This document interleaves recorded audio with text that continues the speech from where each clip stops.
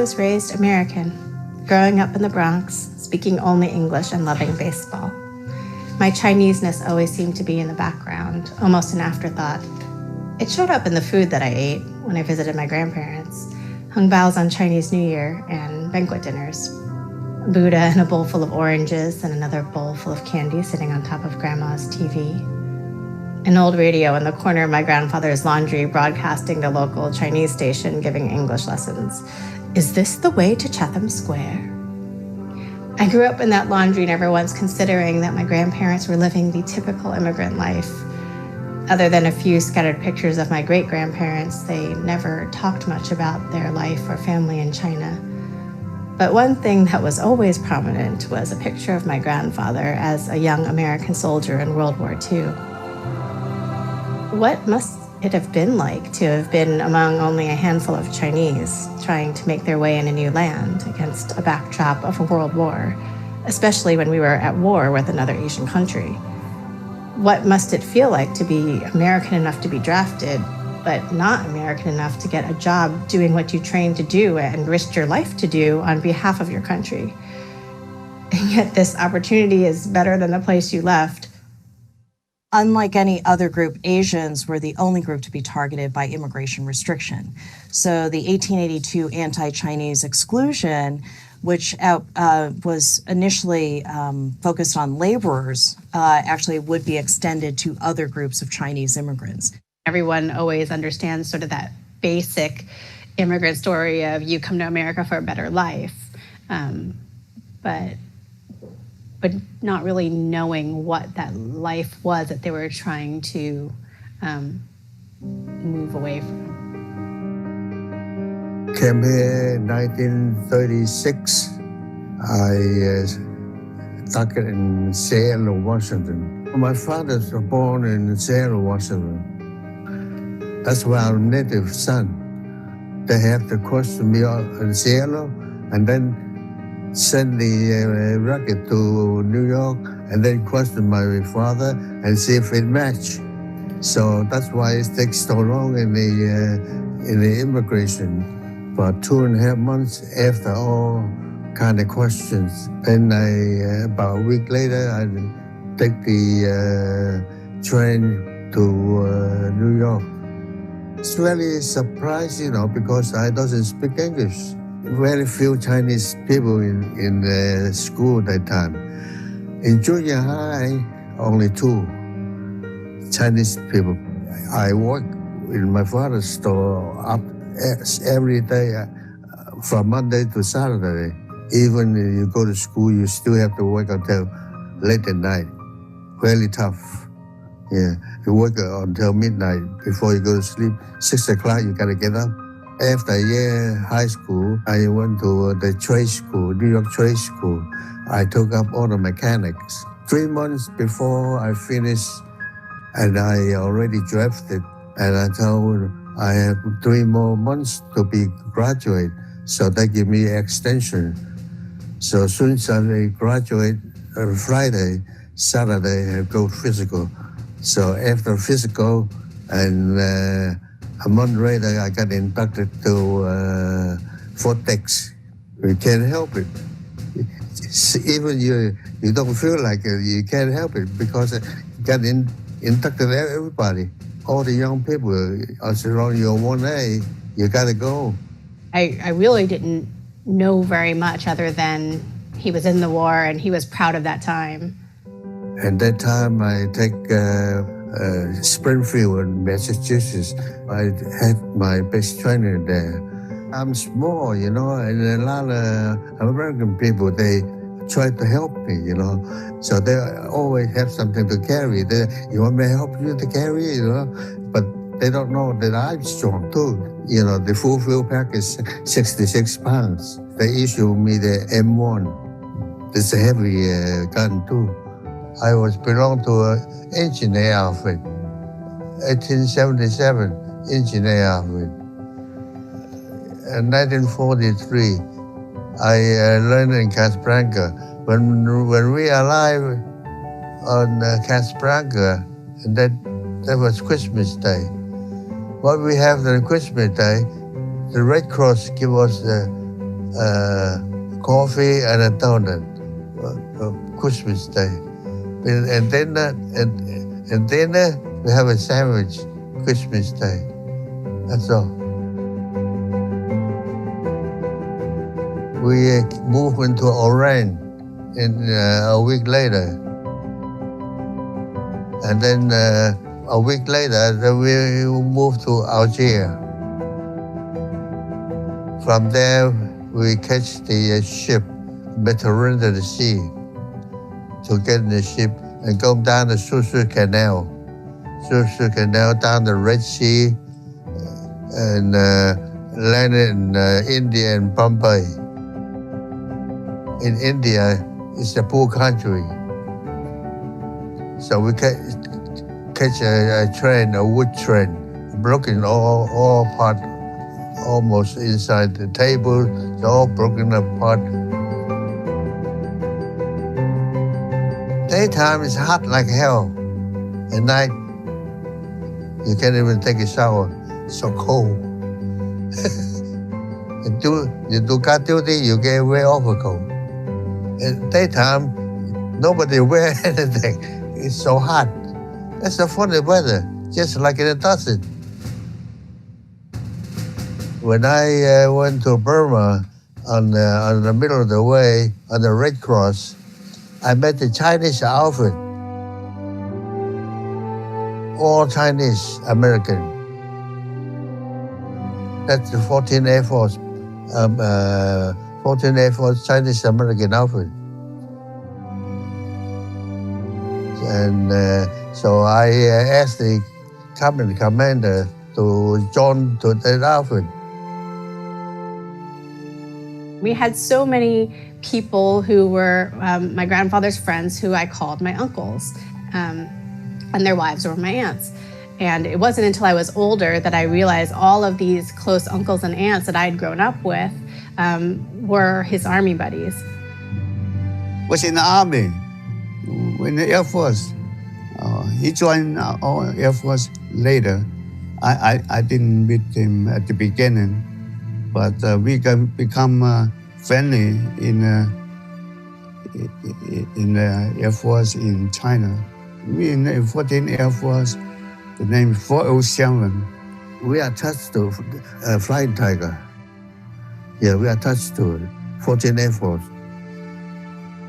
When Flying Tiger from India, they have a base there to fly supply over Burma, because Burma still have Japanese and Chinese army over there to fight for each other, mostly on the mountain and so forth.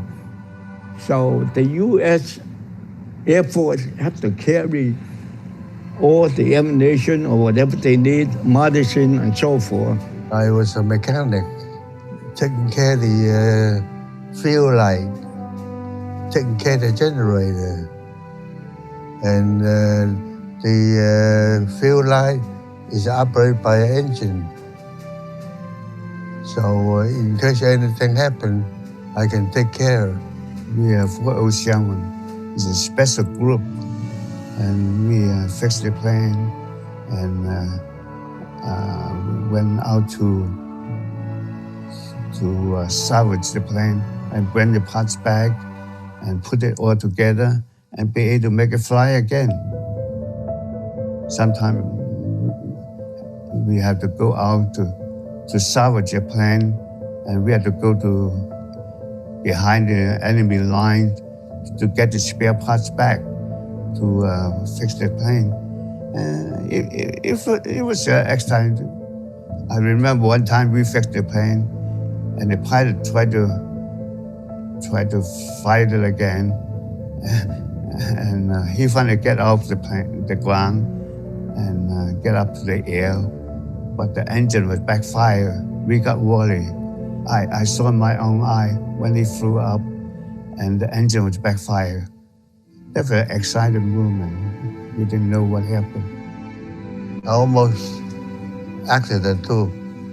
When the plane circled around in Burma for landing, that the B-25 shooting up, and good thing is our pilot is so alert. Soon as the B-29, B-25 shooting up, and he turned the plane sideways, and it just blown off the wing tip, and we are lucky. Everybody fell down. We all hurt a little bit, but we are just lucky we didn't die. Otherwise, once hit the wing, you finish. Every morning, like we in Burma, most of the time we're only 25 miles away from from Japanese line. Every morning before we get up, the plane comes. We siren, start horn, and we gotta get up and go into the foxhole. And when the Japanese plane come around, strip the area, and they put the bomb in the airfield and strip the whole area. And they did that every morning. Everybody has to take their own foxhole, about 2 feet wide and 6 feet down. So some of the American-born, they never seen a war before. When they hear the explosion in the other runway and so forth, some of them went in and they couldn't get up. In Burma, we built the bridges. And we cut 200 trees to build a bridge. In Burma, it's a lot of black ants. You gotta be careful with those ants. And Japanese soldiers, they hide in the back those wood. At night time, they even have a tiger going around and so forth. So everybody have to sleep with the gun in the side.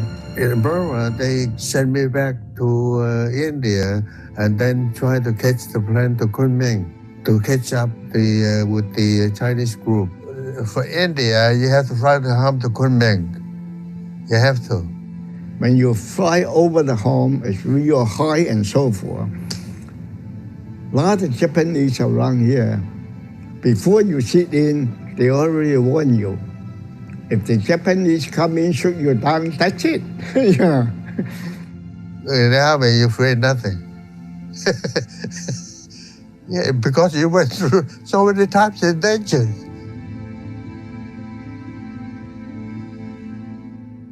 When I get to Kunming, I got all the records in my hand, and I was so happy. I let's fool around for a few days before we're going to report. We live, go to Kunming, and Kunming is just like a headquarters. From Kunming, we go to different places. But as soon as I get there, I saw the trucks moving up, all the Chinese. I said, "Hey, what you guys doing?" He said, "Well, we move up to Chongqing." Then I have no chance to fool around. I have to follow. I have to follow their trip. I never drove a truck before. Never drive a car before. But I was a mechanic. I finished automobile mechanic. I know how to operate it, but I never drive one. The major called me, so you too take this car to the field and every day. So I told him, Major, I never drive a car before. So then he said, "You go down there, if you have an accident, don't come back." So I told my friend, "Gee, now we have to go." So I know how to operate, but I have to guide the road. You put your hand on the brake. If anything happens, you just pull the brake. Then I try to teach my friend to drive. We were going back to the hill, so I let him cross the bridge. He got scared and hit the horse. And good thing the river has the water. If no water, then horses are gonna be killed, you know. This is the road that you drove down? On the way to Chongqing. On the way to Chongqing. Wet. Where is his ski? Yeah, skid.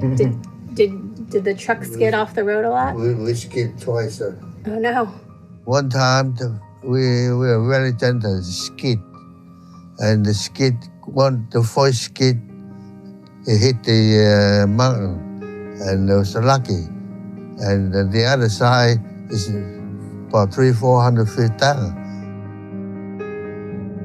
Driver is so funny. We went to a cove. What happened? He forgot to turn. When he forgot to turn, and the truck is jumped over. And the good thing is the ditches is so deep. Hold the back wheel. If the truck went over, you don't see me. These stories about coming near death and thinking that it's this funny joke, like, ha ha ha, we almost fell off the side of a mountain. It just gives you the respect, like, my gosh, he's been through so much. B-42, based on the Liu Liang there, is always sending to bomb Hong Kong, Canton. Well, everything is okay. They transfer me back to Qigong. In Qigong, this is working on B-29 airfield. So when we finish, we only one guy drive a roller to roll the whole thing. But in China, they don't have that kind of machine. They use people who pull the big roll, the manpower.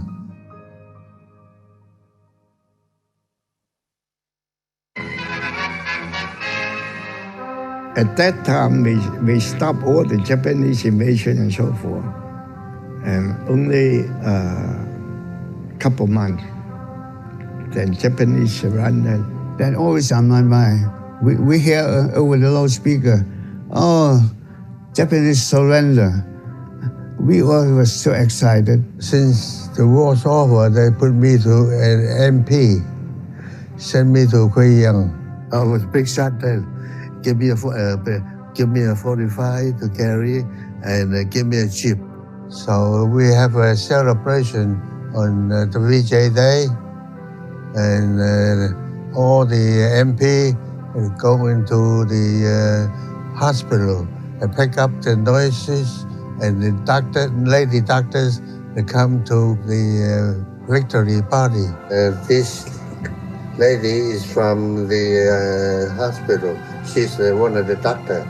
So the MP have to go to the hospital, pick up the noise, and the doctors come in to celebrate the VJ party. Yeah, I was so proud.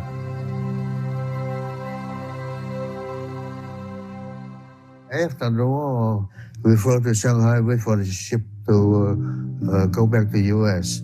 We stood in Shanghai about 2 to 3 weeks before we get into a battleship back into Seattle, Washington. We on the way, we come back to U.S. to wait for the ship in Shanghai. Uncle Johnny. I came back from Shanghai by the aircraft carrier. The aircraft carrier was converted to a passenger. That's on the way, on the ship. See how big the ship is? The aircraft carrier. So after the war, they used to carry soldier back. It takes about 18 days by ship. On the way back, near Philippines. And we find some of the mine. So we keep shooting and they hit it and explode. We got in Seattle about a week, and then we came back, the train back to Fort Dix to discharge. What shall we do when we go back to the United States? That's one of the big things I was worried about. I went to school and learned about mechanic in Roosevelt Field, Long Island. You know, that time I was at Roosevelt Field, you know, those planes were so old. I remember when I first went out there to repair plane, we had to start it with the with the hand to pull the propeller down. That's so dangerous. I went to course with Mr. Yi. He's one of my best friends. When we come back, I went back to aircraft school on the GI Bill. As soon as I finished the aircraft school, I took the license test and I got the license. Then I looked for a job. Every time I see it in the paper, the job open. They already took it. Actually, it's not taken because I'm Chinese. It happened many times. It's discrimination. Uncle Johnny, you can't find a job either. That time, not that many Chinese people in New York. A lot of Chinese, but not too many ladies. Very few. But after the war, this entirely different. We get married and the wife can come over right away. We can't find a job. What do we do? Let's go back in China and get married. That time we didn't fly back. We take a boat back. That's 30 days. I'm glad we all stick together. And it's introduced to, I went to the school when the schools closed and the student walked by and my aunt told me, that's the girl. Some of them engaged few days, married right away. I engaged about 2 weeks. We get married because they time everybody have to catch up to the time and come back here to work. No money, have to work. Then we had to go to Hong Kong to get a certificate from the embassy. I went there with Mr. Yi and his wife. I was his witness to get married, and he was my witness. My wife and to do his witness, and his wife and him do our witness. That's nice. That's why we call brothers. So it's not until the 1945 War Brides Act that you have the mass migration of Asian women to the United States. So if you put that all together, by the time you get to the 1950s, you do have pockets of Asian American communities in the United States. Take a boat, takes about 19 or 21 days, long time. We make friends very easy over there. All the GI wives get together. Then we come into New York. Maybe rest about a week, and then we take over the laundry. She doesn't speak English, but she go to school. She learned fast. She's smart. I become a laundryman on the Gregg tree.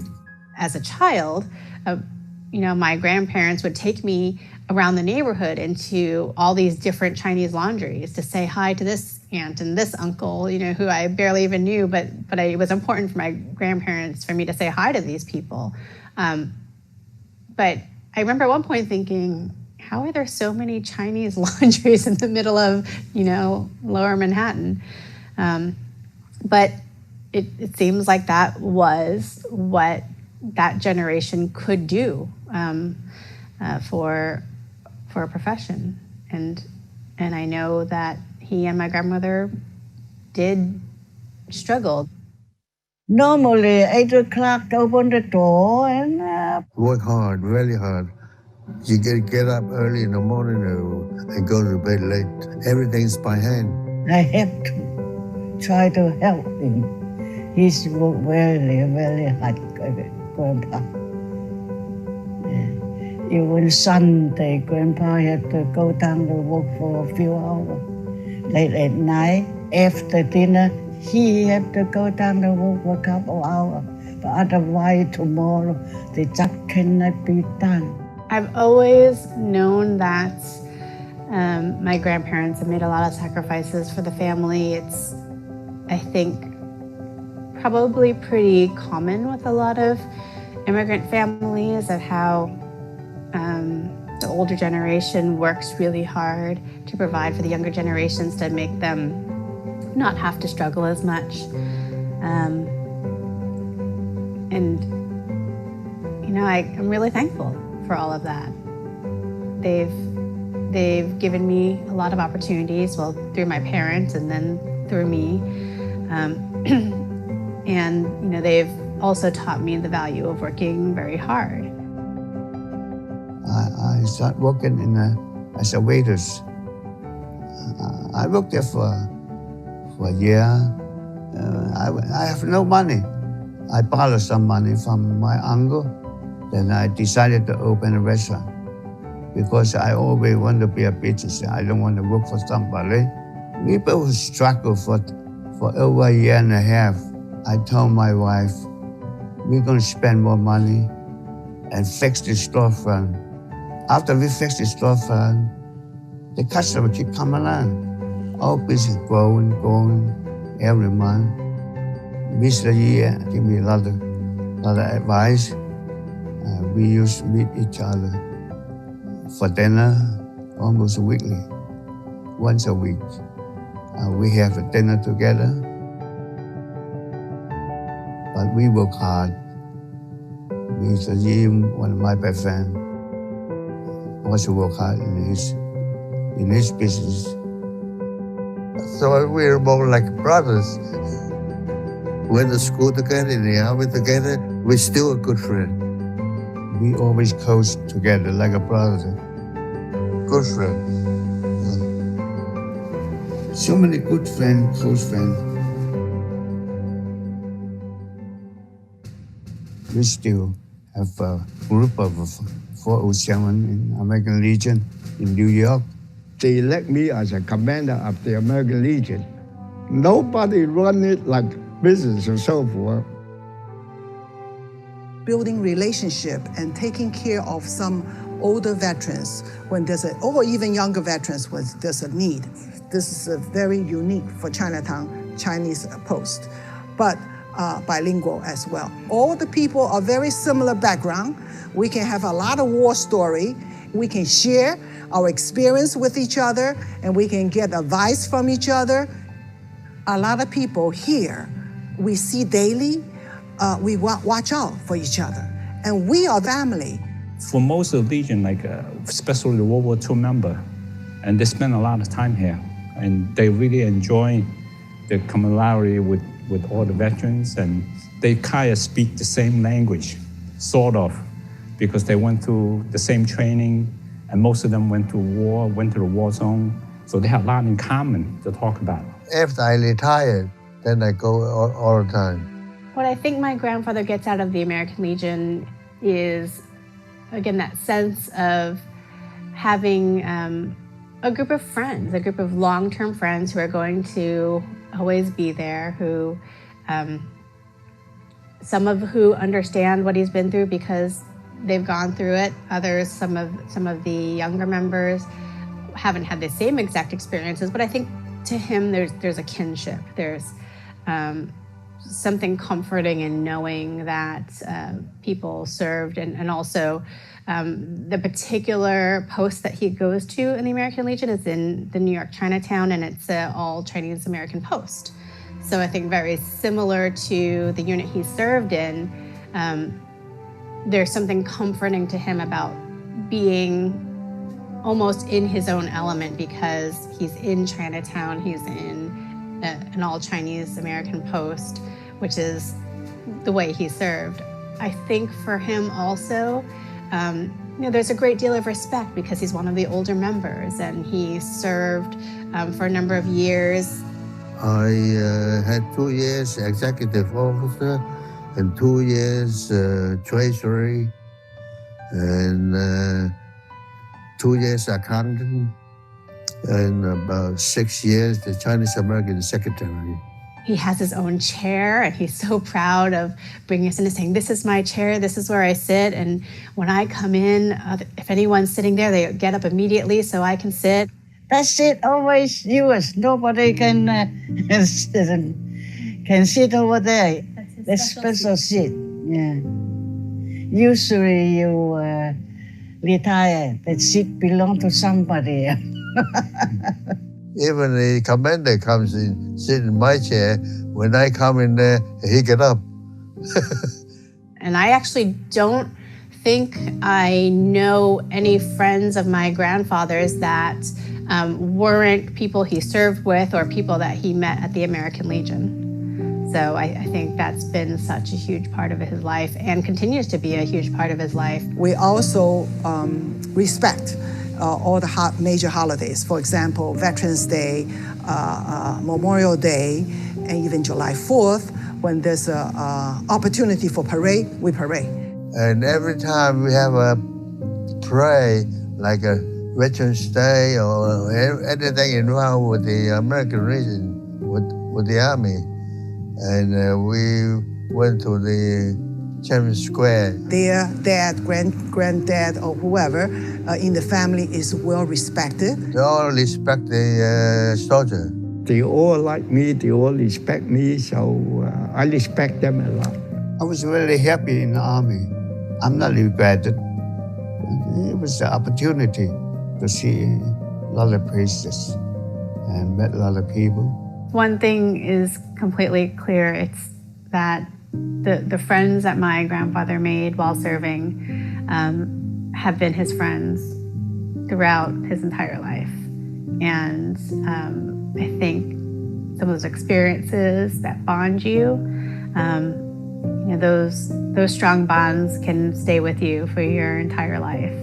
It's amazing that someone he's known since he was a kid is basically still in our lives. And you don't always get friendships and bonds that are that strong. My heart is love like all the Army body, Another complication for Asian American populations is the fact that that American wars take place in Asian countries, right?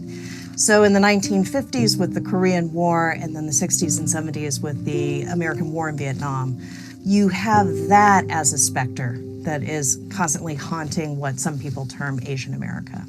Sometimes we talk to the family, they don't even know any story about the veterans themselves within their family, what they do, how long they serve. Very simple thing, they don't even know. Most of the time, they would not want to talk about the outsider. Between themselves, they do. I don't know why, but maybe that's a culture, or maybe that's whatever they went through, they don't want to publicize it. And some people don't even want to take credit of what they do. Don't want to say anything old time, the hard time. He don't want to tell you anything. He doesn't like to talk about it. It's hard. Huh?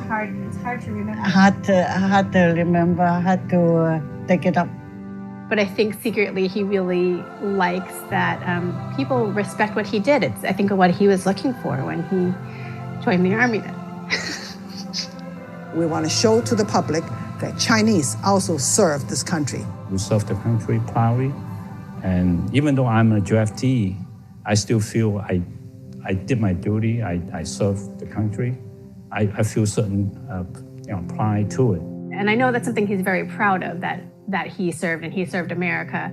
All the Second World War names, all there on the second floor. In the American Legion, my name's there too. All the Second World War names. I used to think that he wouldn't talk because of pride, but what he is leaving as a legacy is nothing but pride.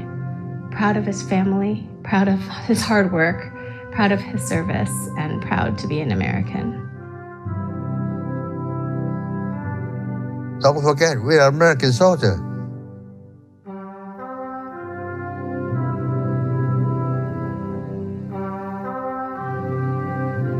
Having these insights into what he did in the Army was really enlightening to me. It really made me feel like, besides just being my grandpa, here is this man with a lot of world experiences and a lot of heartache under his belt. Seeing either his friends suffer or just being in difficult situations and having to figure his way through them, and how smart he was to just figure things out and teach others how to figure things out. And so when we were looking at these pictures and he would just light up and you could hear him going back about these memories and hearing him just keep talking about these memories, it was this great side to my grandpa that I don't really get to see a lot.